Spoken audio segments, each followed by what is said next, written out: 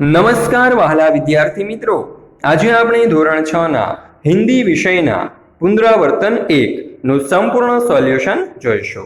तो જોઈએ प्रश्न नंबर 1। निम्नलिखित रिक्त स्थानों को कोष्टक में से सही शब्द चुनकर वाक्य पूर्ण कीजिए। पहली खाली जगह, सब लड़के अपने अपने खाली जगह जहाँ रहे थे जा सकते हैं, तो ये जवाब आवशे घर। बीजू, रमेश को बुखार था इसलिए वह स्कूल नहीं गया। त्रीजू, मीना और जैमिनी बाजार जा रहे थे। चौथू, मैंने बिच्छू को दलदल से बाहर निकाला। અને પાંચમું, शिकारी हिरनी को अस्पताल ले गया। चलो ત્યાર પછી જોઈએ प्रश्न नंबर 2।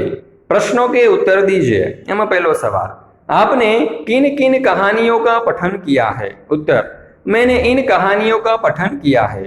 दयालु शिकारी, बातूनी कछुआ, प्यासा कौवा, कौवा और लोमड़ी, समझदार नन्ही। ત્યાર પછી બીજો सवाल, आपने पढ़ी हुई कहानी को अपने शब्द में लिखिए। तो छात्र अपनी कॉपी में यह उत्तर लिखेंगे।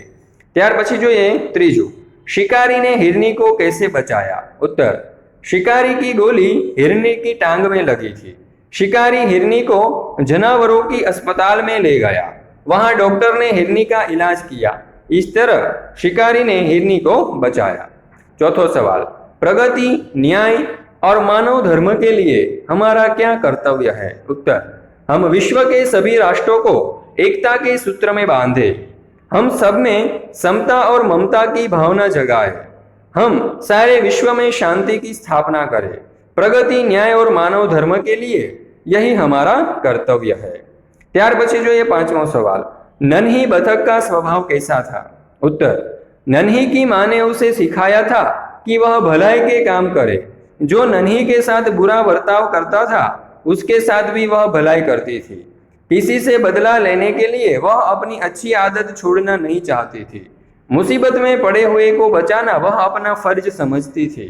इस प्रकार सबकी भलाई करना नन्ही बतख का स्वभाव था। ત્યાર પછી જોઈએ આપણે प्रश्न नंबर 3। निम्नलिखित वर्गों से शुरू करके 5-5 वाक्य बनाइए और वाक्य में प्रयोग कीजिए। चलो सर्वप्रथम आपेलू है च, तो जुओ, चमेली, चमेली का फूल खुशबूदार होता है। ત્યાર પછી चक्की, तो चक्की से अनाज पीसा जाता है। ત્યાર પછી चतुर, तो रमेश चतुर लड़का है। चंपा, यह चंपा का वृक्ष है। અને चंद्रमा, तो चंद्रमा के प्रकाश को चांदनी कहते हैं। ત્યાર પછી આપણે જોઈએ क्ष, तो सर्वप्रथम शब्द है क्षितिज। જોઈએ वाक्य, वह दिन भर क्षितिज की ओर देखता रहा। ત્યાર પછી क्षत्रिय, तो क्षत्रिय बड़े वीर होते हैं। क्षमा, क्षमा वीरों का भूषण है। क्षीर, दूध को क्षीर भी कहते हैं। क्षुधा, मुझे बड़ी क्षुधा लगी है। ત્યાર પછી ત્રીજું છે તો એમાંથી પહેલું શબ્દ આપણે બનાવીએ तरबूज। यह तरबूज बहुत मीठा है। तराजू, तराजू से वस्तुओं का वजन मालूम होता है। तमाशा, हमने बंदर का तमाशा देखा। तस्वीर, ये ऐतिहासिक स्थानों की तस्वीरें हैं। तलवार, तलवार की धार बहुत तेज है। ત્યાર પછી જોઈએ ભ, तो एना ऊपरથી બનશે भवन। यह शाला का नया भवन है। भजन, गांधी जी रोज भजन करते थे। भक्त, नरसिंह मेहता श्री कृष्ण के भक्त थे। भक्षक, हाय रक्षक ही भक्षक बन गया। भगदड़, धमाका होते ही चारों ओर भगदड़ मच गई। ત્યાર પછી જોઈએ प्रश्न नंबर 4। समान तुक वाले शब्द बनाकर लिखिए। तो पहलो शब्द आपेलो छे सामाजिक, तो एना जे शब्दों छे ते आ प्रमाणे बनशे, प्रामाणिक, सांसारिक अने पारिवारिक। बीजू छे मानवता, तो અહીં शब्दों बनशे दानवता, सज्जनता अने स्वतंत्रता। त्रीजू छे भलाई, तो અહીં शब्द बनशे बुराई, हवाई अने जुदाई। चौथुं छे घबराहट, तो અહીં शब्दों बनशे खड़खड़ाहट, सरसराहट अने फड़फड़ाहट। ત્યાર પછી જોઈએ प्रश्न नंबर 5। गिनती को शब्द में और शब्दों को अंकों में लिखिए। तो અહીં તમે જોઈ શકો છો કે પહેલો જે અંક છે તે 96, બીજો 67, ત્રીજો 51, ચોથો છે 88। એવી રીતે પાંચમું જુઓ છે 78, ત્યાર પછી છઠ્ઠું છે 57, સાતમું છે 69 અને આઠમું છે 97। ત્યાર પછી જોઈએ प्रश्न नंबर 6। निम्नलिखित शब्दों के विरुद्धार्थी शब्द लिखकर वाक्य में प्रयोग कीजिए। पहलो शब्द है स्वच्छ, जेनु विरुद्धार्थी थशे अस्वच्छ। જોઈએ वाक्य, यह घर छोटा है पर अस्वच्छ नहीं है। बीजो शब्द है देश, जेनु विरुद्धार्थी थशे विदेश। જોઈએ वाक्य, पिताजी विदेश गए हुए हैं। ત્યાર પછી જોઈએ ત્રીજો, प्रिय નું विरुद्धार्थी થશે अप्रिय। तो वाक्य बनશે, बुरे काम व्यक्ति को अप्रिय बना देते हैं। चौथું છે अधिक, જેનું વિરુદ્ધાર્થી થશે कम। तो અહીં वाक्य बनશે, चाय में शक्कर कम है। ત્યાર પછી प्रश्न नंबर 7, निम्नलिखित शब्दों के समानार्थी शब्द लिखकर वाक्य में प्रयोग कीजिए। पहलो शब्द है सूर्य, જેનું समानार्थी થશે रवि। तो જોઈએ वाक्य, दिन में हमें रवि प्रकाश देता है। बीजो शब्द है भूमि, જેનું समानार्थी થશે जमीन। तो वाक्य बनશે, यहाँ की जमीन उपजाऊ है।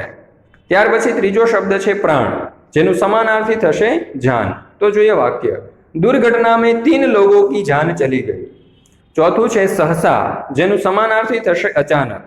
तो જોઈએ उत्तर, चलते चलते अचानक गाड़ी रुक गई। ત્યાર પછી प्रश्न नंबर 8, नीचे दिए गए चित्र का वर्णन करते हुए 8-10 वाक्य लिखिए। तो જોઈએ चित्रનું वर्णन। इस चित्र में गांव के नदी घाट का प्रातःकालीन दृश्य दिखाया गया है। पहाड़ के पीछे से सूर्य निकल रहा है। नदी के दोनों किनारों पर बरगद के वृक्ष है। नदी में 3 बतखें तैर रही है। बगुला चोंच में मछली पकड़े हुए है। एक लड़का बरगद की 2 जड़ों से झूल रहा है। एक लटकती जड़ पर चिड़िया बैठी झूल रही है। 2 लड़के नदी में तैर रहे हैं। एक खरगोश झाड़ी में छिपा बैठा है। 2 स्त्रियां घाट से लौट रही है। एक के सिर पर 2 घड़े हैं और दूसरे के सिर पर एक टोकरी में धुले हुए कपड़े हैं। एक स्त्री घाट पर कपड़े धो रही है। एक मंदिर के छज्जे पर मोर बैठा है। मंदिर पर ध्वजा लहरा रही है। मंदिर के बाहर एक यात्री विश्राम कर रहा है। उसके पीछे पानी का घड़ा रखा हुआ है। दूर एक ग्वाला नदी में गाय को पानी पिला रहा है। बरगद के पेड़ पर एक पक्षी घोंसले में अंडों के पास बैठा है। नारियल के 2 पेड़ों के पास एक लड़का कागज की नाव तैरा रहा है और दूसरा लड़का हाथ से कुछ इशारा कर रहा है। दूर दूर गांव की झोपड़ियां दिखाई दे रही है। त्यार पछी प्रश्न नंबर 9, आप साइकिल लेकर स्कूल जाते हैं और रास्ते में ट्यूब पंक्चर हो जाती है। इस घटना का वर्णन कीजिए। उत्तर, एक दिन मैं साइकिल पर स्कूल जा रहा था। रास्ते में मेरी साइकिल की ट्यूब पंक्चर हो गई। स्कूल को समय हो रहा था और इधर साइकिल को पंक्चर चलाना मुश्किल हो रहा था। फिर भी उसे किसी तरह मरम्मत की दुकान तक ले गया। दुकानदार ने मरम्मत के 5 रुपये मांगे। मेरे पास 4 रुपये ही थे। मैंने उसे भरोसा दिलाया कि अगले दिन में 1 रुपया दे जाऊंगा। ट्यूब तो ठीक हो गई, लेकिन स्कूल पहुंचने में आधे घंटे की देर हो गई। मैंने वर्ग शिक्षक को सारी घटना सच सच बता दी। वे बोले, आज तो ठीक है, पर परीक्षा के दिन ऐसा हुआ तब क्या करोगे? मैंने कहा, साहिब तब मैं घर से जल्दी निकलूंगा। उन्होंने मुस्कुराते हुए मुझे वर्ग में प्रवेश करने की अनुमति दे दी। त्यार पछी जो प्रश्न नंबर 10, चित्र के आधार पर कहानी लिखिए। तो आज कहानी है तेने आपणे शीर्षक आपी शकीए बंदर और मगर अथवा तो बंदर की चतुराई। जो एक बंदर था, वह नदी के किनारे एक पेड़ पर रहता था। पेड़ पर मीठे मीठे फल थे। बंदर फल खाता और खुश रहता था। एक दिन एक मगर नदी के किनारे आया। बंदर ने उसे फल खाने के लिए दिए। मगर और बंदर में दोस्ती हो गई। मगर ने एक दिन कहा, मैं रोज तुमसे मिलता हूँ और तुम्हारे दिए हुए मीठे मीठे फल खाता हूँ। अब तुम भी तो मेरे घर चलो, वहां मैं तुम्हें बढ़िया बढ़िया चीजें खिलाऊंगा। बंदर मगर की बातों में आ गया। वह मगर की पीठ पर बैठ गया। नदी के बीच पहुंचकर मगर बोला, मैं तो तुम्हारा कलेजा खाना चाहता हूँ। बंदर घबराया, मगर उसने बुद्धि से काम लिया। उसने कहा, अरे अपना कलेजा तो मैं पेड़ पर ही रखाया हूँ। तुम मुझे पहले कहते, अब लौटकर किनारे चलो, मैं तुम्हें अपना कलेजा दे दूंगा।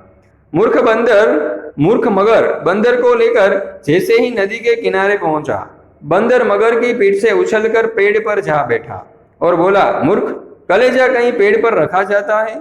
वह तो हमारे शरीर में ही होता है। भगवान की कृपा से मैं तेरे जाल में फंसने से बच गया। इस तरह बंदर ने चतुराई से अपनी जान बचाई। तो मित्रों, पुनरावर्तन 1 નું ધ્યાનપૂર્વક અભ્યાસ કરવા બદલ આપ સર્વનો ખૂબ ખૂબ આભાર। ફરી મળીશું આપણે પુનરાવર્તન 2 ના સંપૂર્ણ સોલ્યુશન સાથે।